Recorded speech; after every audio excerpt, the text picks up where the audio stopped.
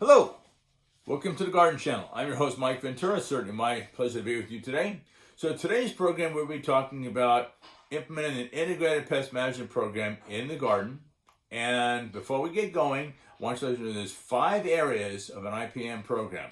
You have using host-resistant plant material, chemical control, biological control using good insects to feed on bad bugs, mechanical and physical, and finally cultural. Those are the 5 areas. Also, there's 2 driving factors which are really, really important to being successful with an IPM program. Implementation of the change in the garden. Just talking about it is not going to do it. You actually have to implement the control program. And finally, timing in the year. The reason I say this is because a lot of the pest problems that we run into actually come in at certain times of the year. So you want to be ahead or do it before the pest problem gets there. And that way you will reduce the likelihood of the pest being there. One of the big factors when you're working with an integrated pest management program is you learn how to manage the pest. And when I say manage it, because you're not going to eradicate it, but by taking away certain cultural factors or changing the diet or implementing good insects to battle bad bugs, now what you're keeping certain pest problems under control. And what I want to stress is that a pest problem is not just an insect, weed, or disease. Pest problems can be a variety of issues in the garden. But those 5 areas that I spoke about are very, very important when managing the pest problems in the garden. So as an example, we'll talk about a couple of them. And also, I want to let you folks know that throughout the season, what I'll be doing is I'll be letting you know when certain pest problems are developing and what you should be doing, suggestions of what you can be doing to manage these pests to keep them under control, okay? And so let's talk about, as an example, if you're working with a pest called anthracnose. Anthracnose is a very common fungi that attacks sycamore trees, specifically London plane and California sycamore. And so the fungi itself survives mainly in the upper crown of the tree. It likes a crown that's heavy, which means a lot of dense foliage in the crown, all right?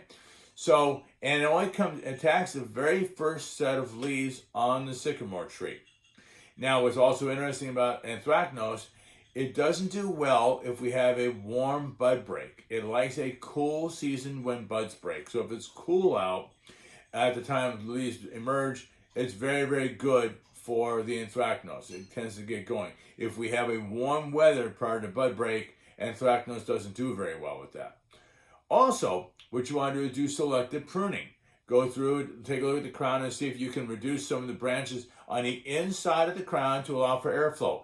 This does not mean you top. Do not top trees. We do not top trees.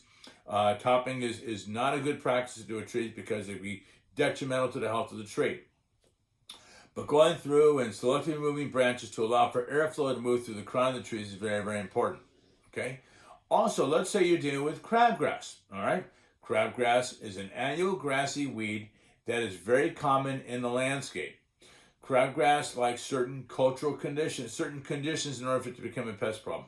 First of all, crabgrass germinates when soil temperatures are at 55 degrees and above. That's when the seed germinates. Crabgrass is very common in a soil that's got a lot of high clay, a lack of oxygen, okay, and a lot of moisture. So if you happen to be working in planter beds and you have spray head irrigation covering all the soil, if you have the ability of converting from spray head irrigation to drip irrigation, and that will definitely reduce the population of crabgrass, because why? You're putting the irrigation directly by the plant. Again, if you can put the drip irrigation so it's not going to have a negative impact to the plant material.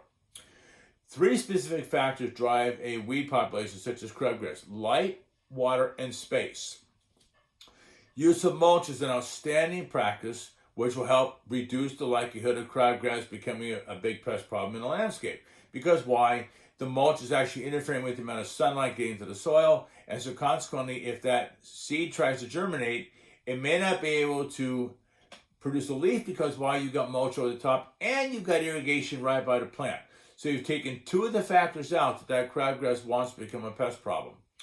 Crabgrass is a very, very common lawn weed or turf weed. And as I said, crabgrass germinates at 55 degrees.